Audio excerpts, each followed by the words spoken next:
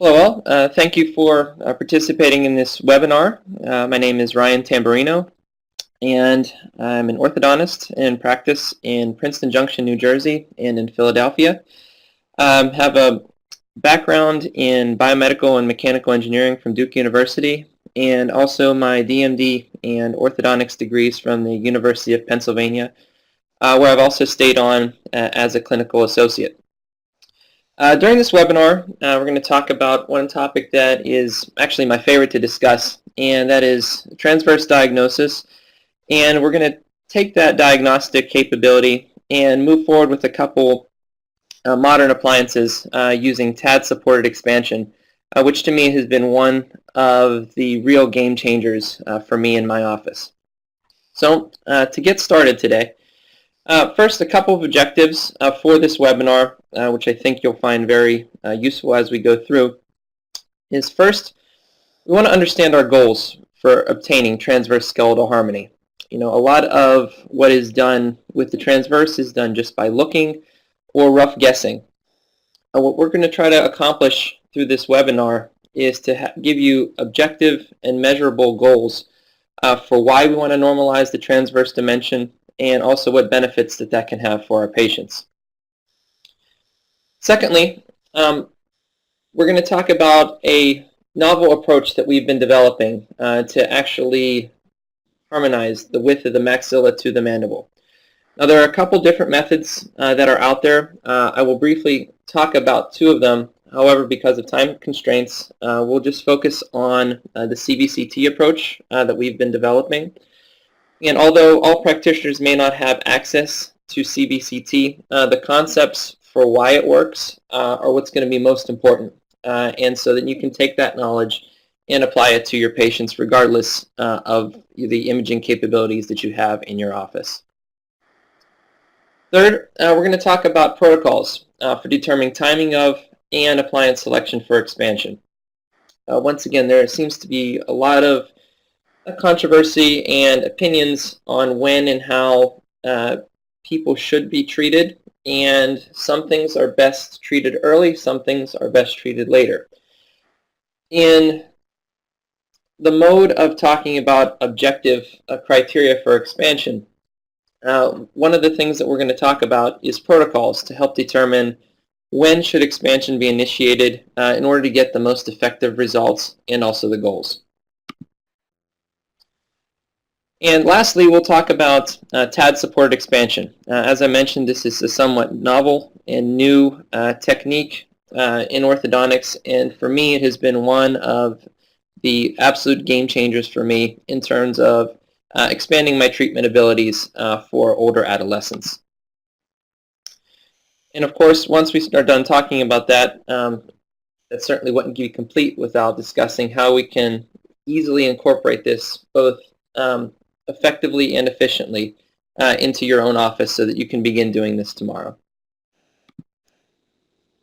So the point of this whole webinar is basically to either reinforce or expand our knowledge.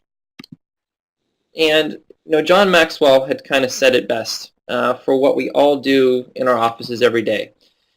And when you look at his quote, he says, "People don't care how much you know until they know how much you care." That's very important. It's one of the best things that we have with our profession is that we can care for our patients and show them that we care. But behind that care, we have to also have that knowledge to be able to confidently tell them that what we are going to do for them is going to be in their best interest.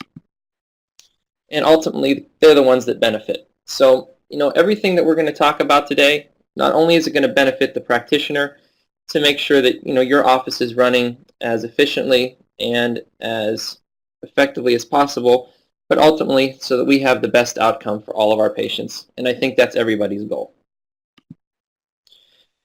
So this webinar series is part of the Complete Clinical Orthodontics series via GCare and sponsored by Dentsply GAC. And the point of the CCO is really to focus back on diagnostics and really helping you get efficient and effective treatment for your patients.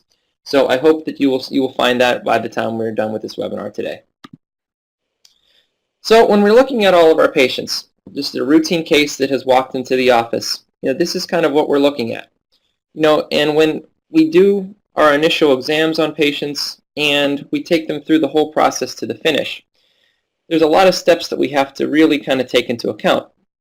But the one part that we cannot forget is that people are more than just teeth.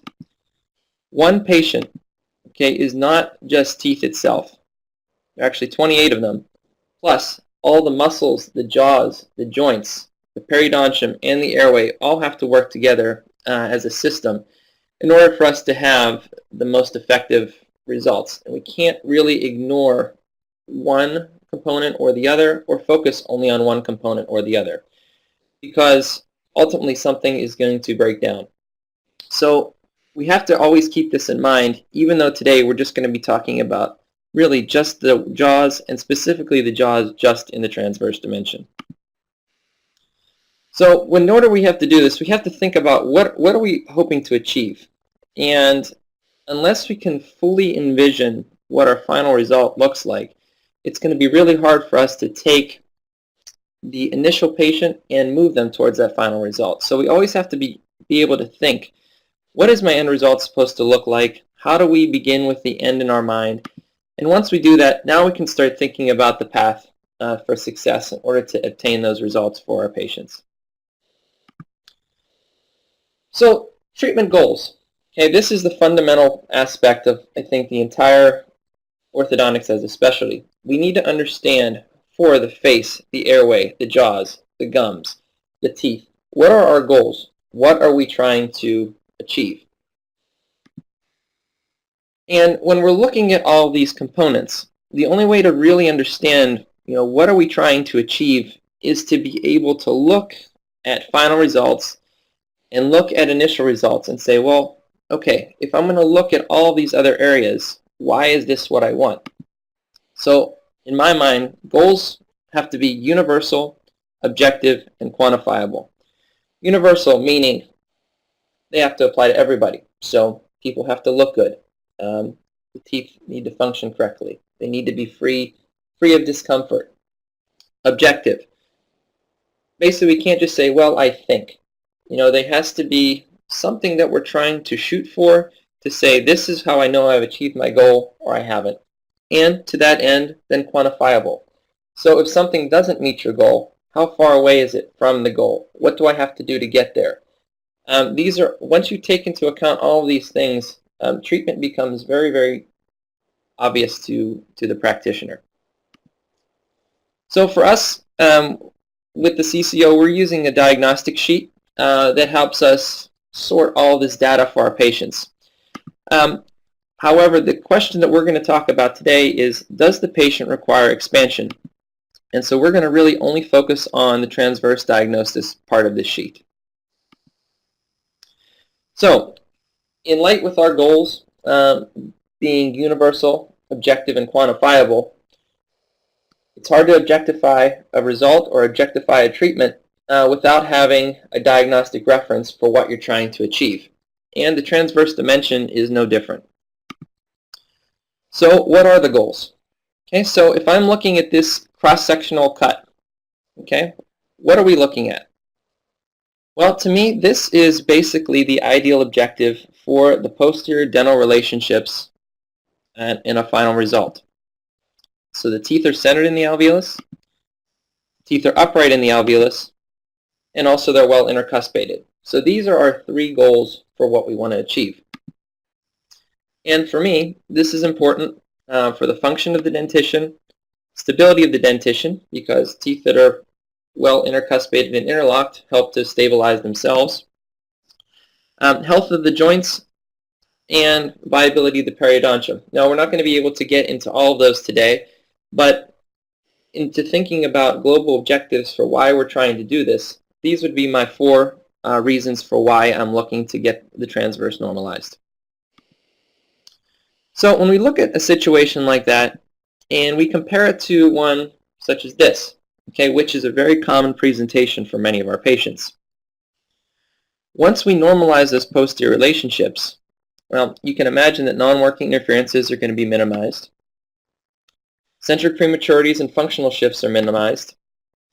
And now we have vertical force vectors of mastication directed down the long axis of the tooth.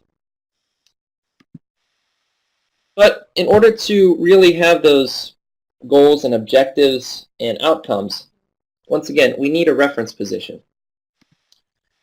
And the first thing that needs to be understood and that needs to be realized before we can really move forward is that, for the most part, the width of the mandibular basal bone is genetically determined. The research has shown, and my experience has shown, that I can't really change the basal bone dimensions of the mandible. I can't change it in the width. I can't change it in the sagittal direction. So basically, this part is genetically determined. And routine treatment isn't really going to affect the dimensions of the lower jaw. So our objective with doing this webinar is going to be, all right, well, how do we get that upper jaw now to fit with our lower, which is the reference position? Now, you may say, well, okay, sometimes, you can certainly do surgical width modification, but that's a special case and not one that's going to be the typical routine case that comes into the office. So we're not going to focus on what happens if we modify the width of the mandible surgically.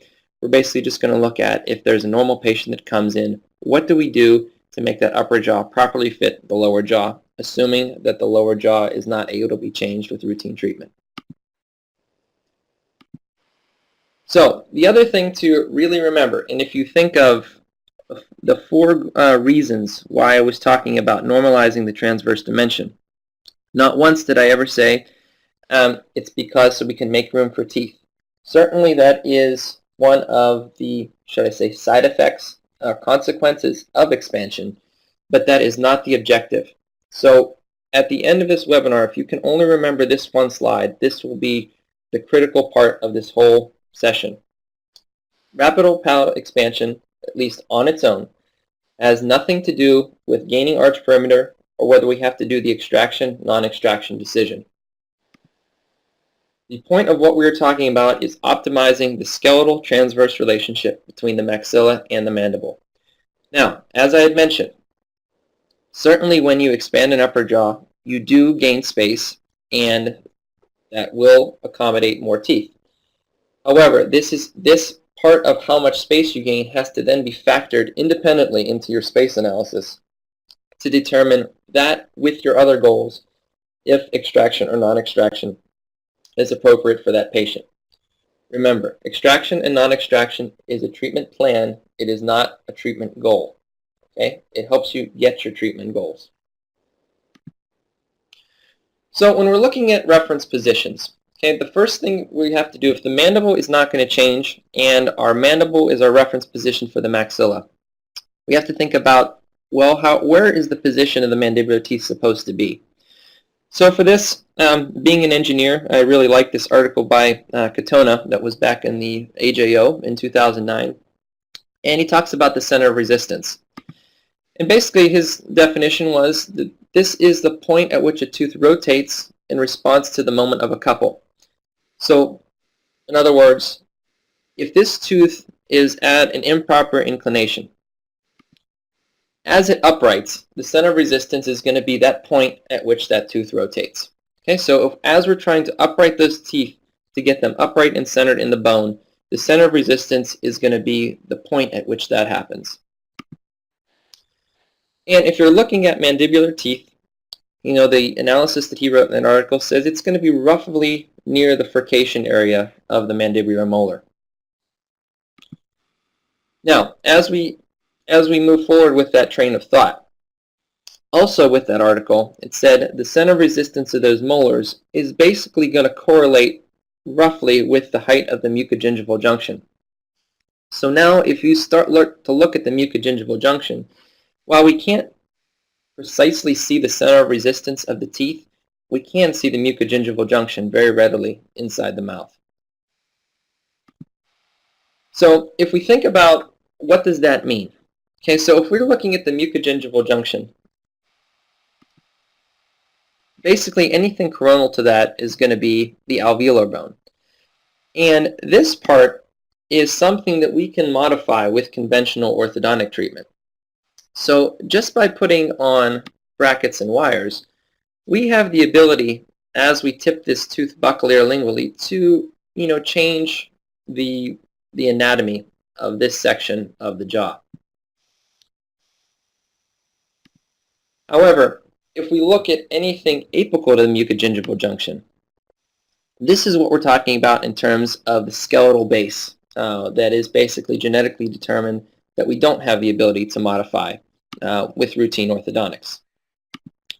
So if you look also at the anatomy of the lower jaw, you can see that based on the shape in cross-section, if we say that the bone apical to the mucogingival junction cannot be changed, then this, because this tapers, is going to essentially represent the narrowest and most coronal portion of the mandibular skeletal base. So since we cannot necessarily change that to any appreciable degree with routine orthodontic treatment, that's going to basically be our reference position for the width of the lower jaw.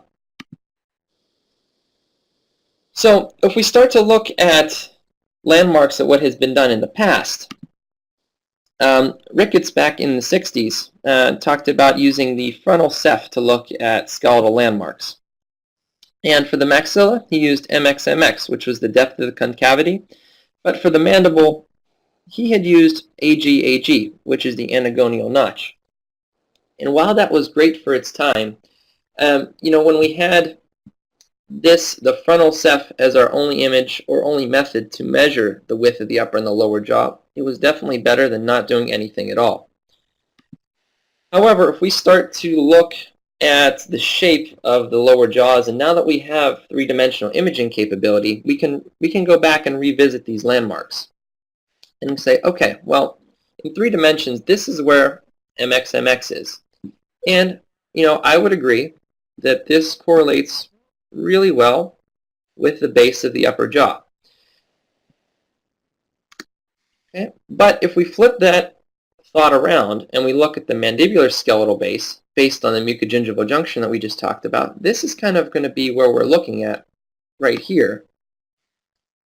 But when we're looking at the AGAG, this is really where we're measuring. So in the frontal plane, this looks very reasonable, but if you look here in the sagittal, AG is really far removed from the mandibular skeletal base. So while this was great for its time, the problems that at least I start to see with AGAG are that we may not be able to really tell the true skeletal discrepancy because AG is actually a 2D projection of a 3D location. The anatomy of patients' external oblique ridge is variable. So even though the actual dentition and the base of the dentition may not change, this part out here by the external oblique ridge can vary from person to person. So, and also this is very far removed from the dental base. Unlike MXMX, which is really close to the dental base, AGAG is somewhat far away. And while MX correlates well with the position of the first molar, AG really doesn't correlate with anything. So it's really difficult to have a good relationship between these two. So back to the mandibular reference position using the mucogingival junction. This is something that we can readily see in the mouth, and as was shown from the Katona article, this represents also the level of the horizontal center of resistance of the teeth. So once we have this reference position, we can start looking at the teeth now and saying, well, how did the teeth relate to this position? So another article in the AJO by Ronay looked at the difference between the mucogingival junction and the FA point of the mandibular first molar. And they said in their article it was somewhere between 2 to 3 millimeters. Okay? And also that this was determined to be representative of the bony apical base in order to determine arch form. So very similar to what we were talking about as the most coronal portion of the skeletal base of the mandible. this article is also reinforcing that that is a viable position to determine the bony apical base of the mandible. So once we have our mandibular reference position and we know how the FA point of the tooth, which is the center of the clinical crown, relates to that mucogingival junction, we can start formulating a relationship between the two in an ideal situation. So if we look at this cartoon, which to me represents our treatment goals of upright, centered, and well intercuspated, assuming there's a maxillary tooth there, the ideally inclined mandibular first molar distance between the FA point and the mucogingival junction is going to be somewhere between 2 to 3 millimeters. And that's going to correlate with our center of resistance of our tooth and the base of the mandible in order to determine our reference position. Now, the thing about this that is really intriguing is that as this distance starts to change, and if we start thinking about our goals of upright, centered, and well intercuspated, now that when we put a maxillary tooth in that position, if we look at this relationship of mucogingival junction to FA being 2 to 3 millimeters, and that tooth is upright and centered, well then this is how the maxillary tooth has to fit with it. In situations where that distance becomes greater, that means the lower tooth now is lingually inclined, and this often is what suggests a skeletal transverse issue with the maxilla, because now the upper tooth must lean buccally in order to properly fit with this. So now we're against our goals of upright, centered, and well intercuspated. We have the well intercuspated part, but it's being masked because those teeth are now lingually inclined and not centered. Okay, so when this distance becomes greater, this is when we can start to suspect that there are transverse discrepancies. Now, in a rarer situation, say where an upper jaw is too wide or there's a syndrome in the mandible, sometimes we'll have the reverse situation where now the upper tooth is lingually inclined. But this is more rare. The most common presentation that you will see is this type of situation with the teeth not in crossbite. Okay, so even though the teeth are not in crossbite, there is a skeletal crossbite and the teeth are trying to camouflage that discrepancy. So when we start looking at this, we're going to use the number 2.5 millimeters. Now what does that really mean? Well, if we kind of take a look at anatomy, like I said, this is not anything scientific, this is strictly looking at anatomy. We can see that when the teeth are upright, centered, and well intercuspated, that distance between the cusp to fossa is going to be roughly 2.5 millimeters just by anatomy. And it so happens that when you have that relationship, the horizontal distance between the mucogingival junction and MX is also roughly 2.5 millimeters in an ideal situation, which we will get into in a few slides. But for right now, let's just focus on this distance, which is roughly 2.5 millimeters. So once again, this is just anatomy. There is nothing magical here. This is just looking at the anatomical relationship of teeth when they are upright, centered, and well intercuspated. So when we take this relationship between the teeth and also mucogingival junction and MX to be about 2.5 millimeters aside, and we put that into the entire jaw, this would basically say that if our teeth are going to be optimally positioned in the alveolus, upright, centered, and well intercuspated, our maxilla needs to be 5 millimeters wider than the mandible in the bony dimension in order to have the teeth accommodate this position. Now, I'm going to say that again. This is 5 millimeters wider in the bones. It has nothing to do with teeth, teeth being in crossbite, teeth not being in crossbite. We're strictly talking about the dimensions of the bones in order to get the teeth upright, centered, and well intercuspated. So this is kind of what we're looking at. So if we look at this type of situation, this is exactly where I was talking about the distance between the mucogingival junction and the FA point is going to be greater than 2 to 3 millimeters. And you will see this presentation so often in your patients. The teeth are not in crossbite, but the lower molars are very lingually inclined and the upper molars are buccally inclined. The point of expansion in these cases is to be able to now normalize the width of the upper jaw so that we can achieve that upright, centered, and well intercuspated position without causing any damage to the periodontium. So once again, taking our patients from here and through palatal expansion, normalizing the bones in order to get the teeth to fit properly together. So if we don't expand that type of case, okay, of course there are consequences. Now, it's not saying they're going to happen in every case, but there is certainly risk for things that can happen if the transverse dimension discrepancy is too great and we just put on brackets and wires and say, well, we're just going to correct the teeth normally. First is we can put on brackets and wires and just basically tip the teeth. Okay, so the teeth, the palatal cusp is still in the fossa, but the teeth have been tipped. So you can imagine that in situations where the patient then goes into excursive movements, you're now going to have a non-working interference. And this is, for me, this is one of the major causes of these non-working interferences. It's not due to the prescription in the bracket per se. It's due to the fact that the arch is not normal and the teeth just have no physical way to be uprighted and torqued to still be in a normal relationship without fenestrating the roots. And you can imagine that there's going to be an excessive curve of Wilson, and non-working interferences are certainly likely in these cases. Now this was a case where this was done, and you can see that there was expansion done with just arch wires, and when this came into our office and we took records, this is what we saw. So you can certainly see the excessive curve of Wilson and what is often referred to as plunging palatal cusps in this situation.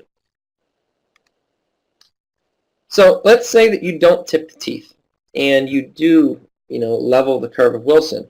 Okay, well you can certainly do that and get those teeth, well intercuspated and upright. But when that's the case, they're not going to be centered in the alveolus. Now we will get into, there are certain limits that we can do and certain boundaries that we have, but if this discrepancy is too great and we try to do this, you may not see an intermediate or an immediate problem with the dentition.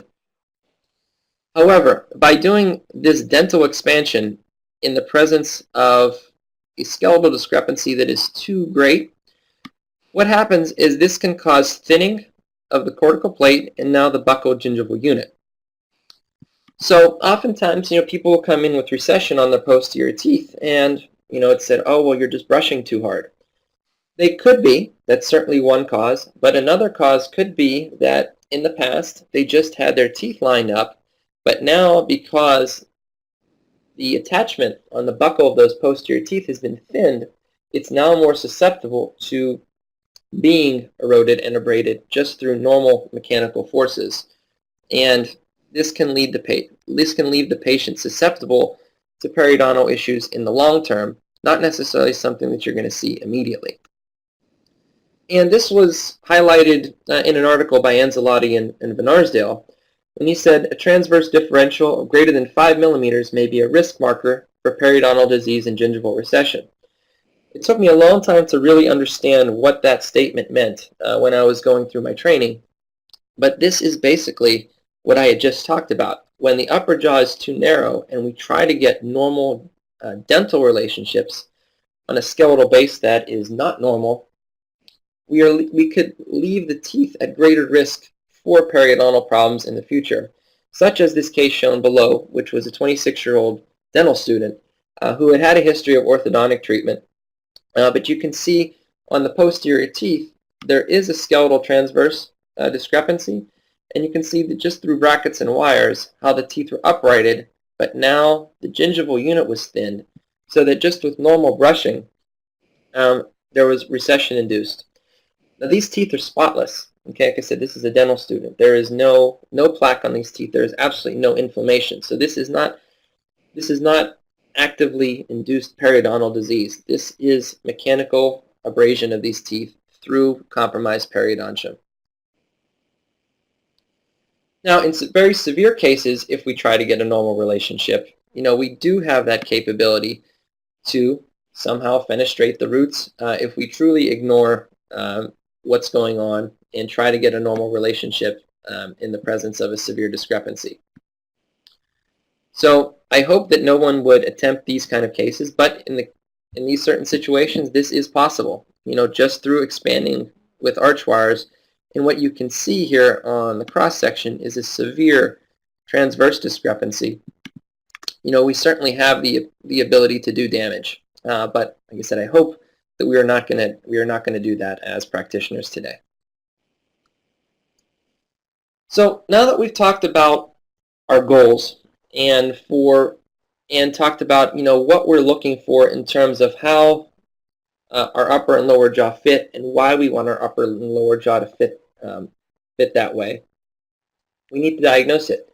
Just like we diagnose the sagittal, just like we diagnose the vertical, just like we diagnose the teeth, we need to have an objective, quantifiable diagnosis of the transverse dimension. So one of the analyses that we've been working on over the past couple years, as I mentioned, is using these goals to really look at the relationship of upper and lower jaws on CBCT cross sections.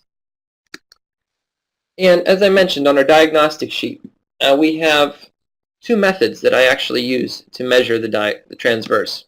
I use the CBCT method, and there's also a method which was developed by Dr. Andrews, and we had modified it slightly to use the dental casts, which will achieve the same information. Unfortunately, because of lack of time, we cannot get into both, but in our office, we actually do use both on every single patient, and this provides a way for us to actually double check our measurements and make sure that we are truly quantifying and accurately measuring any transverse discrepancy. What has been shown as well with the second article is that we compared transverse diagnostic measurements, and the difference between the dental cast method here and the CBCT method was always within 1 or 2 millimeters of each other. So, while that may be statistically significant, clinically there really was not much significance, so we feel confident that we can use either method and still get a reasonable diagnosis for our patients. So for right now, this is what we're going to focus on, and this is based on partly what we talked about from the Ricketts analysis, as well as talking about the mucogingival junction. So back to our reference position. Okay, we said that the center of resistance, which is that point at which that tooth rotates, is going to correlate very well with the height of the mucogingival junction. And when we're looking at our cross sections, we already said that MX correlates very well with the maxillary skeletal base. And now we're going to use our mucogingival junction as our reference position for the mandibular skeletal base. Now, if you look at this, you may say, well, okay, well, if we're going to talk about the mandibular skeletal base being with the center of resistance of the lower teeth, MX does not correlate with the center of resistance of the upper teeth, and that is true. But if you look at how the zygomatic buttress forms, you can see that for the most part, the dimension here is going to be pretty close to the same dimension here, and MX is very easily identifiable. Also, as you start seeing cross sections, you will see people that have a long-standing transverse discrepancy have bony exostoses. So the jaw will come along here through MX, and then you'll have this exostosis of bone out here. Well, that's good, but the apex still does not have that bone as protection. So once again, this is going to measure our minimal width of the maxillary skeletal base. This is going to be our minimal width of the mandibular skeletal base, so that we don't over or underestimate what the transverse discrepancy is or what the need is. So if we're looking at a cone beam of patients, okay, we have to remember that with the cone beam imaging, we have the ability to look at a patient in 3 dimensions, and everything is going to be exactly 1-to-1. So I'm going to back up for 1 second. Okay. Now, the case that we're going to use for the example, okay, of teeth upright, centered, and well intercuspated. When we came to determine what this relationship is, we took cases that were like this. Now this was an untreated case that when we looked at the cross sections, we can see that both the maxillary and mandibular teeth are upright, centered, and well intercuspated.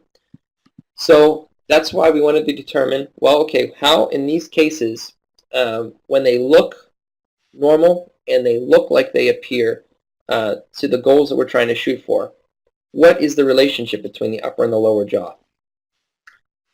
So in order to do this, what we did is we measured on the axial slice where the coronal cut intersects MXMX. So basically, we looked at the frontal cut and we scrolled up to the level of MXMX, and then we went to the axial cut, and then we measured this distance. So in this patient, it measured 60 millimeters. And the reason for doing this is going to become apparent now when we start looking at the mandible. Because yes, of course, you can certainly look at the frontal cut and measure this. You don't need to do this on the axial cut for the maxilla. But when we look at the mandible and we go through our furcation, which is now our center of resistance, which is going to correlate to our mucogingival junction, we look at our axial slice and we measure. And on this patient, it happened to be 55. So if we're looking at MXMX, mucogingival junction, on this patient, which is untreated, where the teeth are upright in the bone, centered in the bone, and well intercuspated, a maxilla measures 60, a mandible measures 55 for a difference of 5 millimeters. Now, if you think back a couple slides, when we talked about anatomy, being that cusp to cusp or fossa distance of 2.5 millimeters aside, and saying that the upper jaw then should be 5 millimeters wider than the lower, this comes to be, again, so if we're looking at the maxilla at MXMX, mandible at the mucogingival junction, in an ideal situation where the teeth are upright, centered, and well intercuspated, the maxilla was 5 millimeters wider than the lower. And as we started going through this with 10-15 cases that we saw these untreated samples that looked like this, they all measured right around 5 millimeters of difference, plus or minus 1/4 to 1/2 millimeter. So as an objective measurement, as something that is quantifiable, our goal then is to get our upper jaw 5 millimeters wider than the lower in order to have those teeth, again, upright, centered, and well intercuspated. Now, the reason that we used the axial cut on this, and when we put this in our diagnostic sheet, you can see that there is 0 millimeters of expansion required. But the reason for the axial cut is that if you look at the frontal cut here, you have to remember that the mandible is tapered. So if we're going to take a vertical slice through a tapered mandible, this width of the cortical bone is going to be distorted. So even though this is the dimension width of the cortical bone, it looks much thicker on the frontal cut than it does on the axial cut. So in order to prevent any false measurements, this is the reason that we use the axial cut when we use the CBCT analysis. So taking this into B now, into a clinical situation. Okay, so all of that theory, what does that mean for you? Now, like I said, we have the ability to use CBCT, but not every practitioner is going to have that in their office. So what can we kind of take away from that first part when we talked about the theory? Well, let's look at this case. Okay, so we can see on the frontal cut and we can see on the intraoral image. Now we see canines that are ectopic. We see no crossbite in the posterior teeth. So, there are a lot of people that I would suspect that I have shown this case to that said, okay, well, we need to extract teeth because there's not enough room, or we need to expand the teeth to make room. Well, let's take a look at this. Let's measure her maxilla. Her maxilla is 58.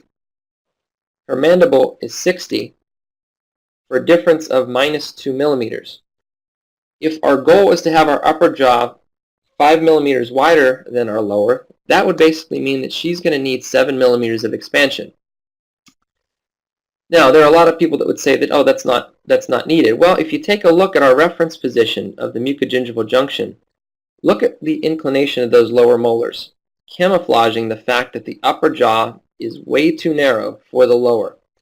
So this is something that you can all see clinically. Like you said, you don't even, you have to do a measurement to determine how much expansion, but you can at least have a thought or a suspicion that there may be an underlying expansion need on the case just by looking in the mouth.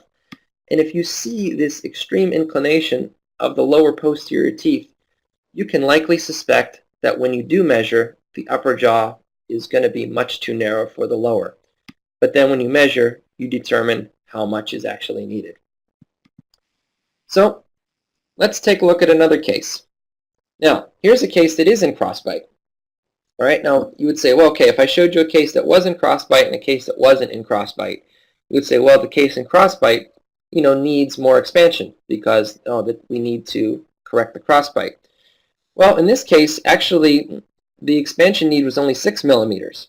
So, this is the point of doing an objective diagnosis, is that every case is different, and every case, their control and their reference position is their own mandible. You can't really just project this onto every patient that walks in the door. You have to treat everybody as an individual and make everybody's individual maxilla match their lower based on their individual need. And if you take a look at this case, now this is an adult, but just imagine it's a teenager now with ectopic canines. Once again, a lot of traditional thought would be, okay, we need to expand the upper jaw now to make room for those canines to come in so we don't have to take out teeth. Well, if you look at the cross section, you can see that those teeth are already upright and they're actually pressed against the buccocortical plate. So with this expansion need of 2 millimeters, for me, that's clinically to the point where I'm not going to do any expansion. And we would take what's an otherwise normal posterior transverse relationship where those teeth are upright already. And now if we expanded this, now we would go into that situation where now the lower teeth have to be uprighted and the upper teeth leaned in. So this is an example of what would be an extraction case. This is a case where expansion would actually harm the patient and leave them in a worse off situation because the jaws are itself normal. Okay, but we don't know this unless we have our goals of what we're looking for, upright, centered, and well intercuspated, as well as our reference position, which is the mucogingival junction and MXMX, and we're able to quantify how much change is actually going to be needed to take the patient from their initial presentation to our goal of what we're looking for. So that's kind of the recap for the theoretical portion of the webinar in terms of just helping you understand how are teeth supposed to fit together and what are we looking at when we look in the mouth, and we can get a suspicion of when a transverse discrepancy is there, and then we can measure for it. And now the next part that we're going to talk about is, okay, what do we do about it? So when we need to correct the transverse discrepancy, obviously we're going to use palatal expansion. Okay, one of the now areas of research that we're looking at, and one of the areas of interest for us, is trying to say, well, why do some studies show that palatal expansion is very effective? Why are some saying it's not? Why is some expander types give you dental tipping? Why do some not? And there's a lot of back and forth in the literature and in just clinical practice in terms of what exactly are we trying to do with palatal expansion for our patients. So when we're looking at our mandibular reference position, okay, the reason that this can work for growing patients is that, once again, they are their own control, and we're trying to get our upper jaw to match our lower jaw. There was a study that we did a couple years ago that showed that even as patients grow, that mucogingival junction to mucogingival junction distance increased roughly 0.02 of a millimeter a year of growth between the ages of 6 and 18. So once again, while that may be statistically significant in research projects, to me, that change that's going to happen over that period of time is not going to be really clinically significant to alter my decision. So if we just let people grow, what does grow is the anagonial notch. So that part is variable. But what was shown looking at cats at the growth center is that the actual housing of the teeth does not really change that much as patients grow. Now, we have shown that with intervention and possibly using lip bumpers, that we may be able to alter that distance, but the point was that right now it's just not known as how much we can change this dimension on a predictable basis in order to really say, well, okay, I'm going to take our patient, which is now 8 years old, and we're going to be able to get 2, 3, 4 millimeters of change, more so than growth, by the time they're actually ready for braces. However, for me, though, it still does not affect the maxillary expansion decision, which, when we go through these protocols in a couple slides, I think you'll understand why.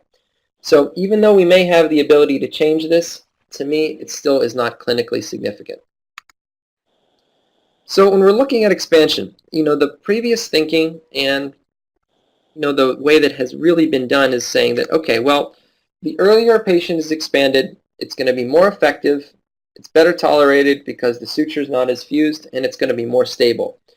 So effective meaning that there's going to be more skeletal change and less dental tipping, because the dental tipping, as we know, will relapse, but the skeletal change will be stable. And this earlier was basically used on this patient's skeletal age with a hand-wrist radiograph. So we were able to look at a hand-wrist radiograph and say, well, okay, patient may be 10 years old, but their skeletal age may be 8, it may be 12, or we may have some adolescents that are actually a skeletal age of an adult. And looking at these hand-wrist films, we can look at the growth plates and say, well, are the growth plates still open, and how mature or immature is the skeleton of can we expand them? Well, an article that just came out this year in the AJO may actually shed a little bit more light onto this, because there's been a lot of reports on adult expansion and things that may typically may go against the conventional way of thought. And this article by Angelera was talking about it's not necessarily the skeletal age maturity of the patient, but actually looking at the maturity of the suture itself. Because what they were showing was that there are some patients where the suture actually remains patent even long after adolescence. And these may be the cases that we're talking about with case reports of seeing expansion done conventionally, meaning non-surgically, in adults. So when you looked at this article, they were looking at cone beam sections of saying, well, what does the anatomy of the suture look like? And then being able to classify the patient into these certain stages. And through that, what they were able to say was that, well, okay, when you see definitive split between the halves of the maxilla, this is what you typically see in your 8, 9, 10, 11-year-old. These are easily done non-surgical expansion. As the kids start to mature, well, this stage where there is still some immaturity of the suture can linger long into late adolescence and early adulthood. So, these type of patients may have that ability to be expanded effectively much later than what you would typically think. And then as the suture then starts to fuse, or in some cases doesn't fuse, these are cases when still surgical expansion and intervention may be needed. But this gives a much better and, to me, a more quantifiable method of looking directly at the maxillary suture, as opposed to trying to infer what's going on with the maxillary suture by looking at a hand-wrist film or another method of saying skeletal maturity. So while this is still young, I think this research is going to start showing promise in terms of really being able to determine when expansion is still going to be possible and effective. So now we're starting to think of current thinking. My thought process on expansion is starting to change. So now I'm starting to think, well, maybe the effectiveness of the bony expansion that we're going to get on our patients is going to be based on not only the amount of expansion needed, which is what we talked about previously in terms of quantifying, but now it's going to be based on sutural maturity as opposed to skeletal maturity. The next aspect that we're looking at right now is vertical placement of the jack screw. This, I think, is also going to play a big role in determining how much expansion can we achieve, and especially how effective can we achieve our expansion. So if we look at this study that was done in the AJO as well, they showed finite element simulations of where the stresses were being placed based on the height of the expansion screw. And what was shown was that the lower the expansion screw was placed, the more stresses showed up in the teeth. And as the screw is placed higher and higher and higher, you can start to see the stresses being placed at the apex of the teeth, which for me now translates to the bone. So if you think about expansion, okay, we talked about center of resistance of the mandibular teeth, and how that and what that means, and that's the point at where teeth rotate. Well, there is a center of resistance somewhere of this upper jaw, because we know as expansion happens, it does not happen in perfect separation. It happens in a triangle based on that pivot point of that center of resistance somewhere up here. Okay, we're not exactly sure where it is, but it is somewhere apical to the suture. So if this is where our suture is, okay, and this is where our expansion force is applied, it would seem that as we moved that expansion distance, which is here, okay, if we expanded this much, if we started moving that closer to the suture, we could expand the same amount, but the actual change at the level of the suture would be more the closer that we were to the suture. So if we have to imagine that expansion happens in a triangular fashion, the closer we are to the suture, the more we can expand the same amount but get more sutural change versus dental tipping. So this is something that's been kind of intriguing towards us in a current project that we are working on at the University of Pennsylvania. But as an example, if we look at this case, okay, this is a 13-year-old boy that needs 9 millimeters of expansion. Okay, and so what we did is that we fabricated an appliance, and we basically fabricated this with the jack screw directly onto the palate. So it is as high up as possibly can be done. And we looked at what did we do. So if we look at the post-expansion result, and we really see, well, okay, this was as high as we could make it, because this is all palatal mucosa in here. What effect does varying this jack screw distance to the maxillary suture have on the amount of expansion that could be done? So now this is a 13-year-old boy with a tooth-borne expander that you would expect with conventional thoughts to say that, hey, there's going to be a lot of dental tipping and not a lot of sutural change. However, if you look at the image, you can see there was plenty of sutural split, and you can see that when his pre-treatment measure was around 58 millimeters, his post-expansion measurement was around 62. So what we were able to see was that, hey, you know what? With an 8 millimeter screw, if we put it as close as possible, what we're seeing is we're getting about roughly 50% of that into our skeletal change. And our skeletal change, once again, that's our objective. And if you look at the pre and the post, you can see there's very little dental tipping, but there was a lot of sutural change. And to kind of even reinforce that even more, if we look at that case of the 13-year-old boy, where that screw was as high up as possible, and now we compare that to the case of an 8-year-old boy, where the screw is much, much lower. These were both 8 millimeter expansion screws. And look at the sutural change of a 13-year-old versus the 18-year-old. and look at the dental tipping that happened in the 8-year-old versus the 13-year-old. So this really kind of goes across conventional wisdom of expansion, saying that, okay, well, you would think that the 8-year-old would have more skeletal change versus dental tipping, and you would have, a very effective expansion on the 8-year-old. But that's not really the case. So think about it also. When the screw is here, there is the center of resistance of these teeth, and these teeth are able to tip a lot easier than the center of resistance of the entire jaw. So this low screw can easily cause these teeth to tip, whereas this high screw, which is now above the center of resistance of the teeth, actually prevents tooth tipping and encourages more sutural expansion. So this is something to think about later. And one thing that we're starting to say is that, hey, I think maybe the higher you place the screw, based on the FEA studies and what we are seeing clinically, certainly can have more effective expansion even on older kids. So that is the third part of the current thinking, is that vertical placement of the screw as high as possible in the palate can certainly improve the expansion effectiveness. The last part is the expansion appliance selection.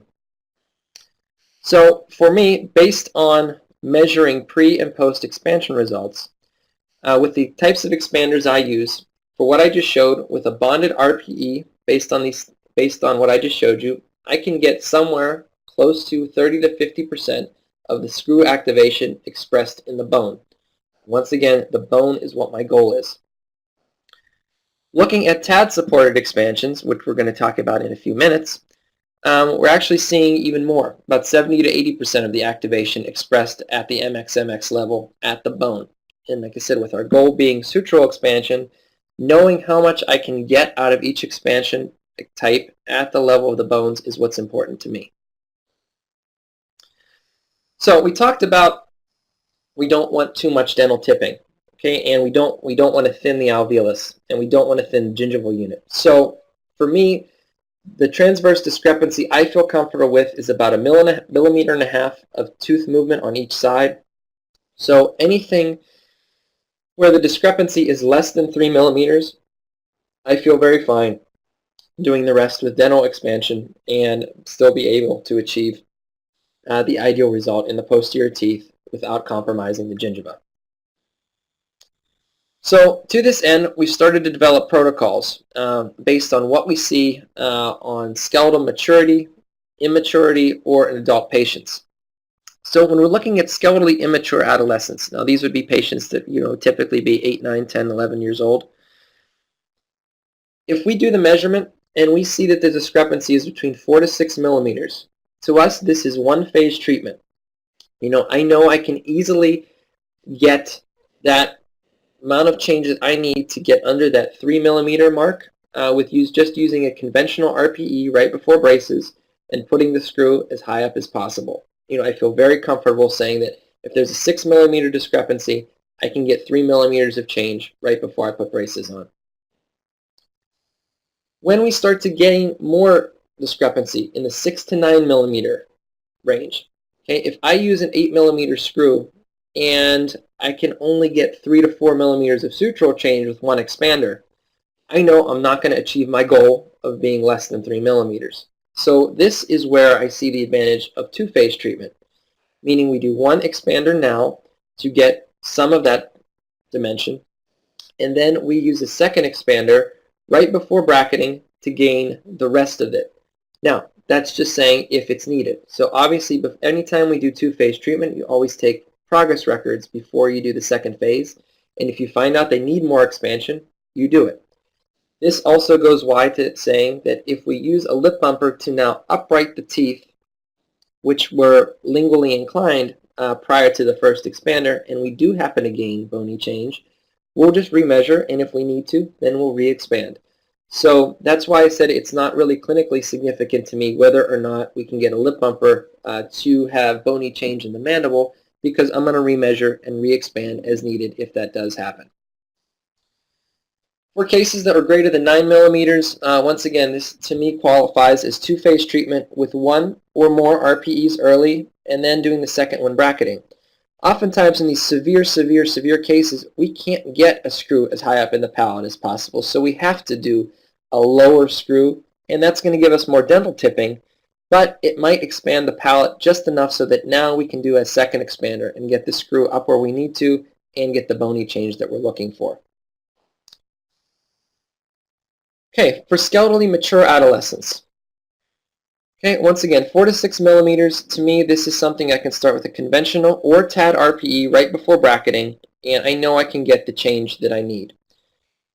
This group right here is where the TAD supported RPE changed my practice.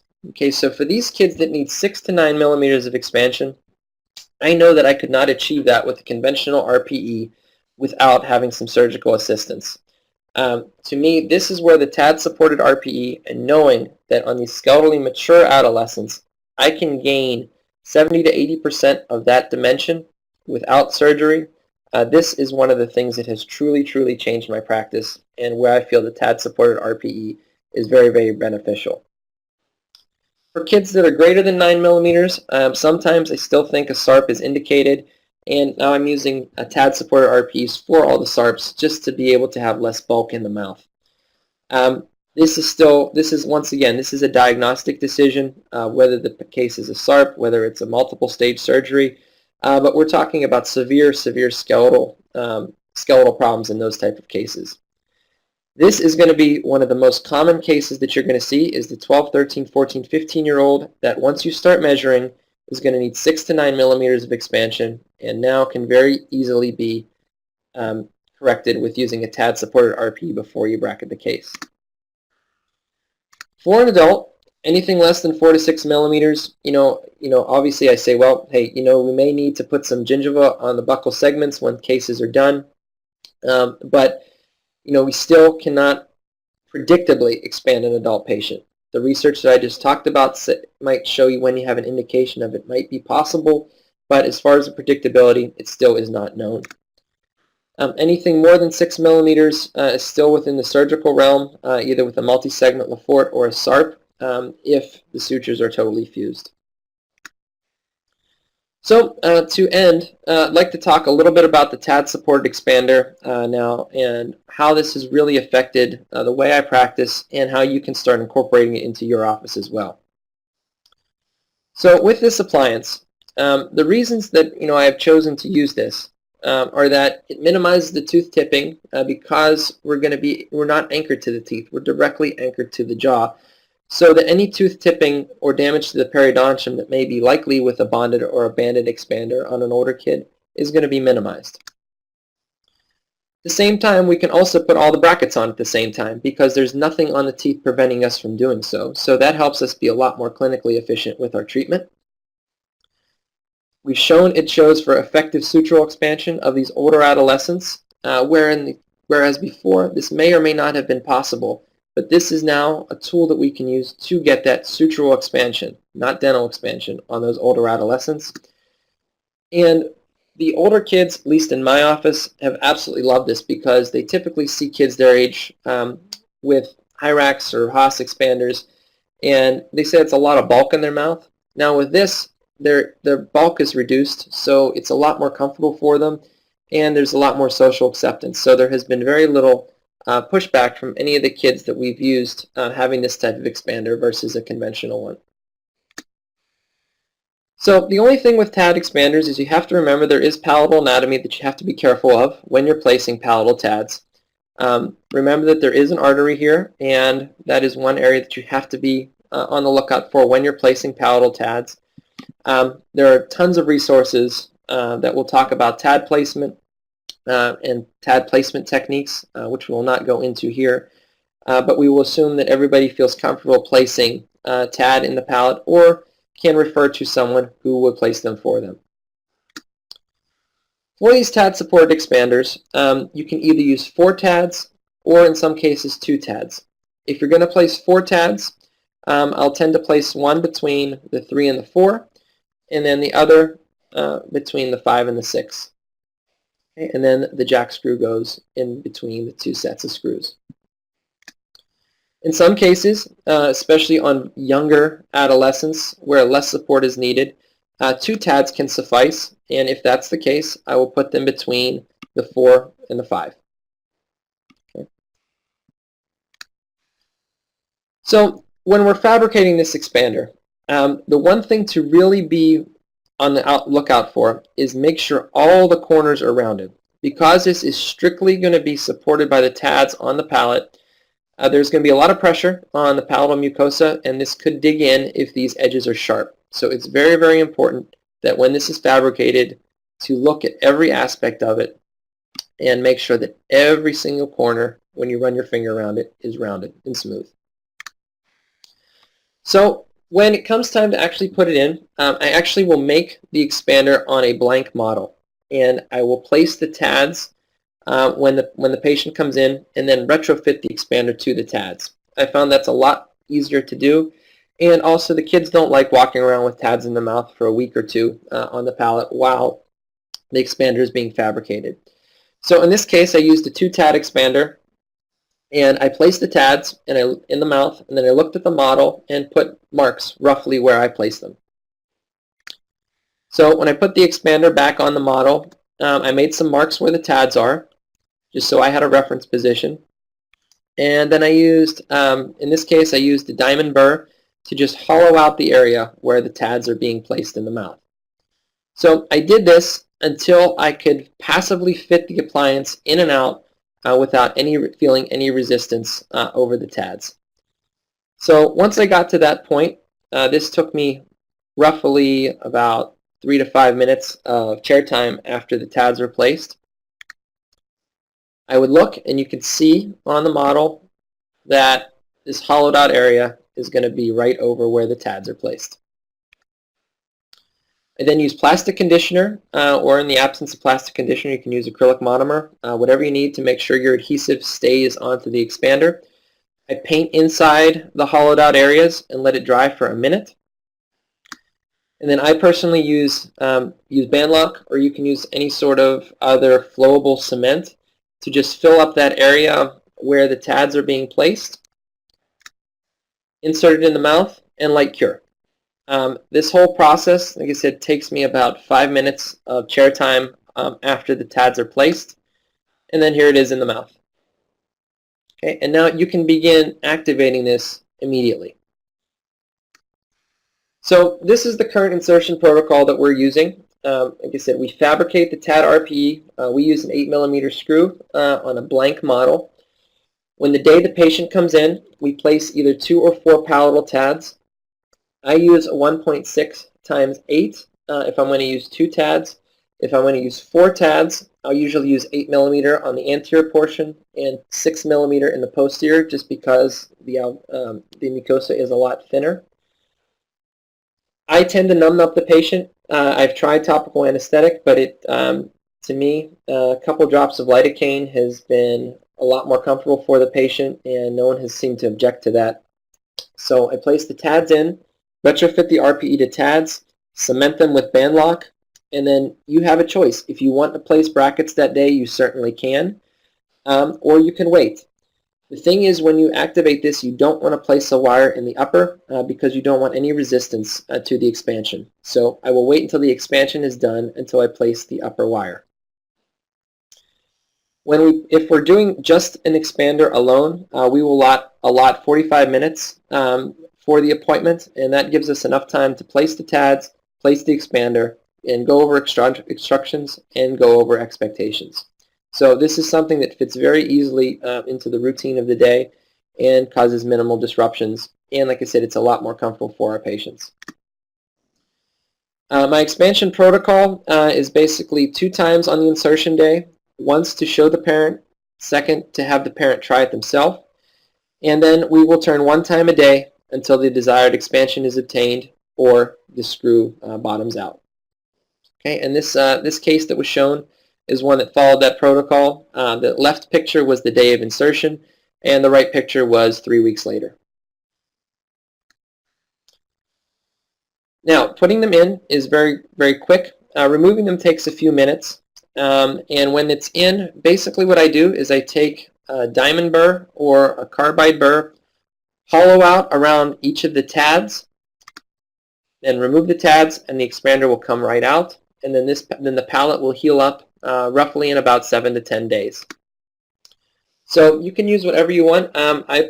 I've preferred a Fisher carbide, and I've also started using crown cutting pliers that really just goes through the acrylic to grind out the area very well. Remove the cement around the tads, and then you can either remove the tads first and then remove the expander, or remove the expander and then remove the tads. It's completely up to you.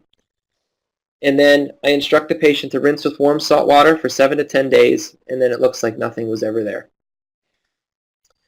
So this is what we're typically seeing. Now this is a case of a 15-year-old boy that, using the method that we showed, needed 8 millimeters of expansion. And if you look at the pre and the post-expansion change, we gained 6 millimeters of bony change with no change in the mandible on a 15-year-old boy. Now this typically would be a case where you would say, oh, that's not possible to achieve that much.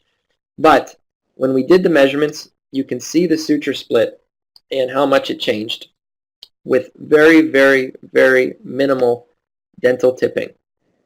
So this has been the reason that this appliance has been such a bonus to our practice and for our patients, is because it's given us that extra tool that we can use to gain our goals of expansion without having to resort to orthodontic surgery. So for a final case example, this is Ritu, and when she came in, her measurement need was 9 millimeters. Once again, I want you to look at those posterior teeth and see the extreme inclination of those lower posterior teeth. Okay? No crossbite dentally, skeletal crossbite is present. So if we look at our protocols, she would fall into this category, needing 9 millimeters of expansion, which is 2-phase treatment, 1 early, second 1 bracketing. And this is exactly what we did. We used a bonded RPE in first phase, and then we used a tad RPE during bracketing. So here she was after phase 1. So we put her braces on, and this is where she was in progress. Now you may say, well, okay, well look, you're able to fit all the teeth in. There's no problem. But what I want you to see is that when you look at these canines, how they were coming in, you can see the transverse discrepancy because these upper teeth were now buccally inclined. So what we did is we took out the wire, we put in the TAD RPE, and we put the wire back in, and you can see how everything now just dropped right into the proper inclination on the top. Okay, and you can see how much we expanded for the second expander. Now, there are a lot of people that may say, well, that's a lot of expansion. The case was overexpanded because there were 2 expanders. This is where she finished up, and if you look at the goals and compare them to that mucogingival junction, upright, centered, and well intercuspated, this case is not overexpanded. This is exactly what she needed to make the upper and the lower teeth properly fit together. Okay, so we went from this original arch form to the final, and look at the change in the inclination now of the posterior teeth and how the upper teeth now properly fit with the bottom. So to recap, this is one of the main points that I want you to take away from. Even if you don't have the ability to use the CBCT method to measure the actual expansion, you can look at the inclination of those lower posterior teeth, and this can give you a clinical suspicion if there is possible need for an expander. Then you can kind of go and look at your models and do measurements to see what the true expansion need is. As I said, we showed a method that was using CBCT. There is a method using the dental casts, which are both very simple and accurate ways to diagnose the transverse dimension. There is no need to guess anymore. If you just go in and do the measurements, you will have a very, very accurate position and accurate understanding of what cases need expansion and which ones don't. And what you're probably going to find is that there's a lot of cases where you would suspect that expansion isn't needed. Actually, there is a discrepancy that's present that you can very easily correct if you do the measurements. The current methodology that we're using right now is showing that expansion effectiveness may start to have a shift in terms of the thought process based on the amount of sutural expansion need, the sutural maturity, the vertical placement of the screw, as well as now the appliance type that you use. Like I said, with the TAD expander versus a conventional expander, we are seeing differences in the amount of sutural expansion, and that's based on which we use depends on what need the patients have.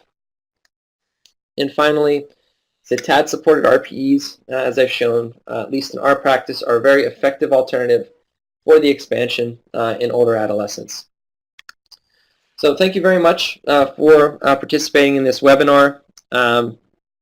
Once again, this is myself, Ryan Tamburino. I have a partner, Shalene Shaw, and we practice together in Princeton, New Jersey, and in Philadelphia, Pennsylvania. I'd like to thank GAC for sponsoring this webinar, as well as the Complete Clinical Orthodontics series, and I could not do this without the help of Catapult Group, which arranged the webinar and provided fantastic support throughout this process. So thank you and have a good day.